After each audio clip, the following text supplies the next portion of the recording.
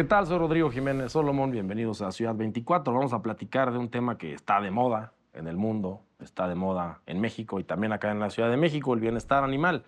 Hoy llama más la atención una publicación en redes sociales de un animal que ha sufrido maltrato a que un ser humano. Es un fenómeno muy interesante y para eso quiero dar la bienvenida a mi invitado, a un experto en la materia que no solamente ama y cuida a los animales, sino también es un experto en el entorno de la biodiversidad. Bienvenido, Napoleón Filiat. Muchas gracias, Rodrigo. Qué gustazo estar aquí. ¿Estamos bien los humanos en que nos importe más una publicación de un animal hoy que de un ser humano? Pues mira, bien o mal, depende de dónde lo veas. En este momento nos conviene. Es algo que es algo relevante, es algo que a la gente cada vez es más empática con los animales y gracias a las redes sociales, este fenómeno, pues poco a poco la gente ha ido detectando las necesidades de los seres vivos que no pueden hablar, ¿no? Entonces, eso hay que aprovecharlo, hay que aprovechar ese auge. ¿Y a dónde queremos llegar? ¿A que sean iguales los animales que los seres humanos? ¿A que convivamos de manera digna? No, no, yo creo que va más a un tema de conciencia, Rodrigo. Yo creo que es un tema en el que tenemos que saber que somos seres vivos, compartimos un mismo planeta y pues tienen derecho a estar, a no perturbarlos, ¿no? Entonces, por ejemplo, en el tema de, también está ahorita de moda el tema de los zoológicos, de los Sí. parques, ¿no?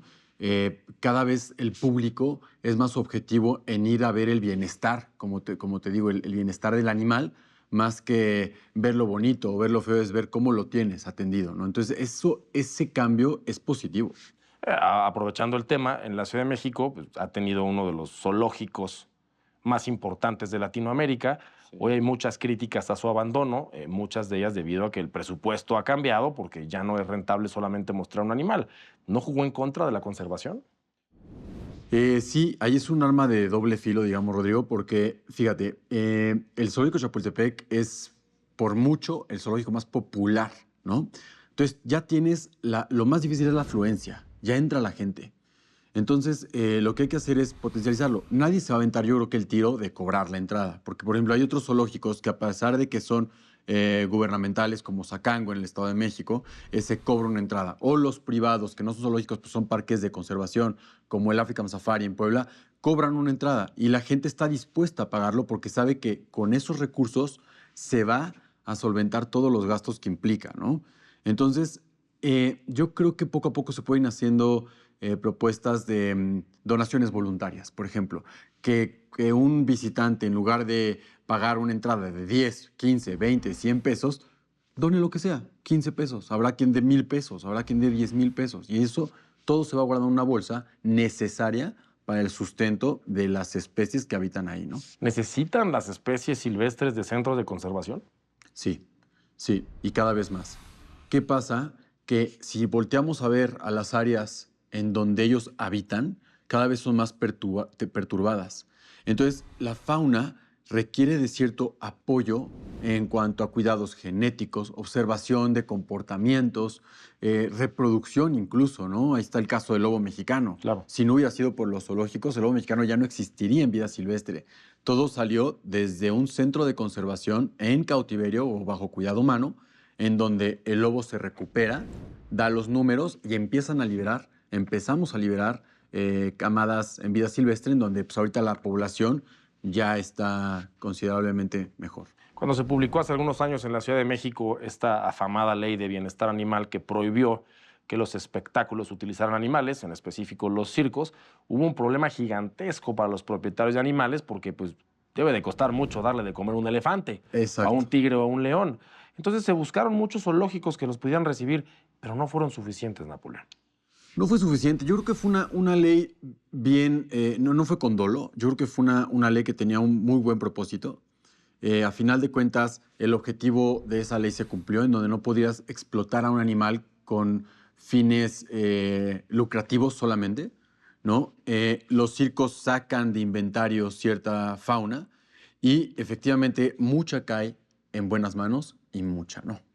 Entonces, creo que cuando se hacen las leyes aquí en México se tiene que ver el alcance, ¿no? Porque una vez que lo logras, puede ser que se te haya salido de las manos, como fue eso, y en los zoológicos tuvimos sobrepoblación, por ejemplo, de felinos, ¿no? ¿Qué hace un zoológico con con más de 10 leones. Pues sí, la gente va y ve un león, ¿no? Pero pues todos los que están tras bambalinas, los leones, ¿no? Ahí tenemos el caso Black Jaguar White Tiger, ¿no? O sea, él fue bien intencionado al recibir tantos animales, sin embargo, pues se salió de las manos Sí, sí. porque era ¿Cuánto te demasiado. cuesta mantener un león? ¿Cuánto come un león a la Exacto. semana, no? Al día, ¿no? Sí, sí, sí, Son sí. en promedio, dependiendo del ejemplar, 25 kilos diarios De carne. de carne. Entonces tú imagínate todo lo que cuesta la manutención. Por promedio, no sé, en un zoológico que tiene mil individuos, te gastas aproximadamente 2 millones de pesos en puro alimento. En puro alimento. Aprox, ¿no? Tirando números muy aproximados. Entonces, si haces los números, Rodrigo, pues... Mensuales. 2 millones de pesos mensuales. Mensuales. Sí, estás hablando de 25 millones de pesos al año solo en comida para los animales. Solo en comida para los animales. Entonces, si aparte te das cuenta que tienes que pagar una nómina para la gente que los cuida, veterinarios, medicamentos preventivos, y la gente también a veces critica, ¿no? Sin saber los fines de tener un animal bajo cuidado humano. Y es una pregunta que te quiero hacer. Suponiendo que el zoológico de la Ciudad de México recibe a 10 leones que ya no podían estar en los circos, ¿qué pasó? Bueno, pues es que si no los recibe, ¿qué les pasa a esos leones?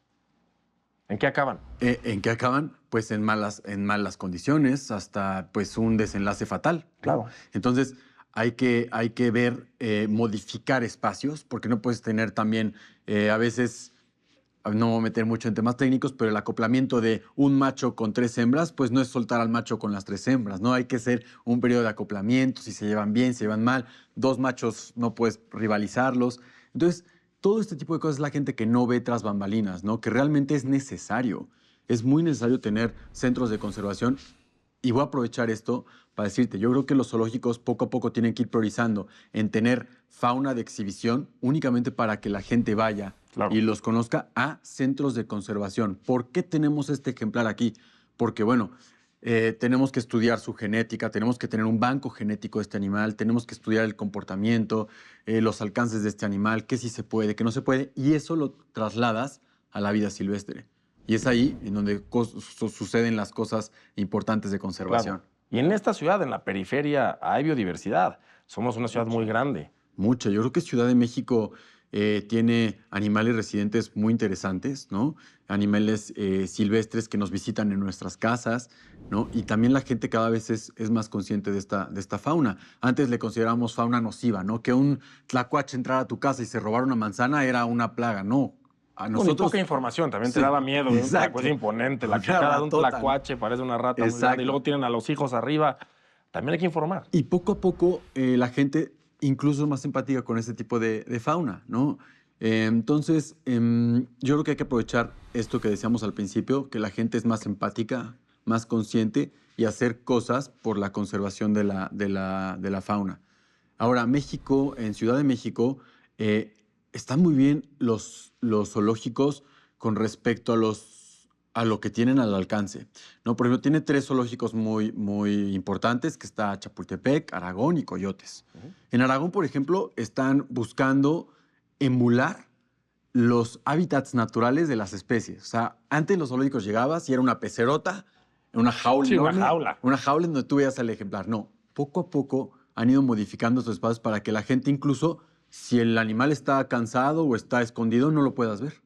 Eso es conservación. Eso es lo que se requiere, pues, para que el animal tenga su espacio. Pero eso cuesta mucho dinero público. Una de las soluciones es entonces tal vez empezar a fijar una cuota de entrada. Meterle más. Y fíjate que es una pregunta que políticamente no suena atractiva, pero ahora que estamos viviendo esta crisis de agua tan fuerte en el planeta y nos ha impactado en México como la gran sequía de los últimos 100 años, mucha gente dice, a mí no me importa que me cobres el agua, pero que me des agua y en buen estado. ¿Puede ser algo similar? Puede ser algo similar. Exactamente, la gente si paga una cuota va a exigir más. Claro. ¿No? Va a exigir más, eso pasa. Y ahí tienes, por ejemplo, cosas bien hechas, ¿no? En Puebla está el African Safari, está muy bien hecho. La gente está dispuesta a pagar, ¿no? Y pagar una cuota considerable por entrar, y la gente es mucho más consciente de lo que se tiene que hacer. Ahí está un acuario aquí en la Ciudad de México muy grande, ¿no? También, en donde las cosas se están haciendo bien, ¿no? Pagan una cuota y ahí están los resultados, ¿no? ¿Y qué sigue para la conservación animal en nuestro país? Porque estas leyes prohibitivas inhiben también que se puedan tomar decisiones por parte del empresariado. Un empresario no puede decidir solamente alimentar y mantener animales por su placer, porque acaba pasando como esta asociación Black Tiger, me decías, Sí. que me acuerdo que tuvo al final una redada muy grande y le quitaron a los animales. Al final lo bonito se rompe con lo económico. ¿A dónde vamos a ir? ¿Dónde está el balance? Mira, yo creo que sí, poco a poco se tiene que ir priorizando lo que se requiere para centros de conservación. Hay que hablar de centros de conservación. Es decir, si tú logras captar los recursos y los destinas para lo que deben de ser, vamos a tener un punto de equilibrio en donde digamos, ya estamos listos para devolverle a la naturaleza lo que le corresponde, ¿no? Ahorita, por ejemplo, hablando de una ley, en vida silvestre están atorados algunos documentos que se requieren por parte de las autoridades para liberar fauna, para reintroducir fauna. Burocracia, falta de presupuesto, y es ahí donde volteamos a ver, por ejemplo, las áreas naturales protegidas. Claro. Si no tenemos áreas naturales protegidas equipadas para recibir esa fauna silvestre, pues vamos a caer en un círculo vicioso, en donde nosotros estemos haciendo por parte de los centros de conservación fauna que pueda ser reintroducida, pero el destino final no esté preparado para recibirla. Entonces, es todo, Rodrigo. Es encaminar también a las áreas naturales protegidas a que estén más equipadas, mejor vigiladas y con buenos recursos para poder dar alcance a lo que es solventar un área natural protegida. Es muy complicado en el sector público entender que hay que destinar presupuesto a algo como las áreas naturales protegidas o al bienestar animal cuando tienes grandes retos como la salud pública o la seguridad o la educación. Te peleas en el área natural pues, con esas grandes prioridades y más en una megaciudad como esta. Sí, y sin embargo, cada vez hay gobiernos, hay administraciones más conscientes en donde entienden que si tú no cuidas un área natural protegida, se te crea un problema de salud pública. Si tú no cuidas un problema de fauna feral, por ejemplo, los perros callejeros, Sí. se te vuelve un problema de salud pública. Entonces, cada vez los gobiernos están destinando más recursos a darle solución a estos temas para poder tener pues, un círculo de conservación y cohabitar, ¿no? En Claro. todo el Mira, ¿y problema. tú crees que es un buen momento para la fauna, para la biodiversidad, que esté de moda que los políticos presuman a sus acompañantes animales, a sus mascotas, a su vida con los animales, que diga, yo voy a hacer esto por los michis, yo voy a hacer esto por los lomitos? O sea, es algo que hay que aprovechar. Pues mira, se está aprovechando y habrá que ver los alcances de estas campañas, ¿no? Si al funcionario público le sirve y logra captar la vista de los jóvenes, por ejemplo, ahora los jóvenes, sí les llegas. O sea, si tú como funcionario público en una campaña dices, oye, yo voy a apoyar a los gatitos, a los perritos, pues a lo mejor te ganas, ¿no? La vista de alguien que no tenía ni por acá, si hablas de educación, de todo lo que está más triado para un tema político. Yo creo que los jóvenes sí te pueden llegar a respaldar en ciertos temas con ese tipo de acciones. Ahora, está mal si lo hacen solamente para la foto. No, no. Ser un funcionario público que diga yo voy a proteger es tener acciones que correspondan al tamaño del problema, como los gatos y los perros ferales, ¿no? Claro. Y una pregunta y respuesta rápida para cerrar. Nuevos gobiernos, federal de la Ciudad de México, tienen una amplísima mayoría, tienen todo para lograr este tipo de acciones. Tienen todo. ¿Chapultepec debe ser una prioridad para el gobierno de la Ciudad de México? Una de las prioridades, por supuesto, sí. Y no solamente para la Ciudad de México, creo que Chapultepec puede llegar a tener ciertos financiamientos federales con ese músculo, que yo creo que pues ahora la nueva administración está bastante consciente, ¿no? Ella tiene toda la capacidad para saber los problemas que vienen arrastrando en temas de conservación, entiende el tema, eso es algo muy bueno, ¿no? Tenemos ahorita funcionarios que van a entender del tema, más científicos, está cargado al tema científico. Entonces, creo que vamos a estar en buena posición de hacer cosas, Rodrigo. Creo que se requiere también juntar los talentos de gente que sabe, de gente que conoce el tema, gente que sabe de acciones para poderlas llevar a cabo y que se vean resultados prontos. Muy bien. Napoleón, muchas gracias por estar con nosotros. No, gracias a ustedes.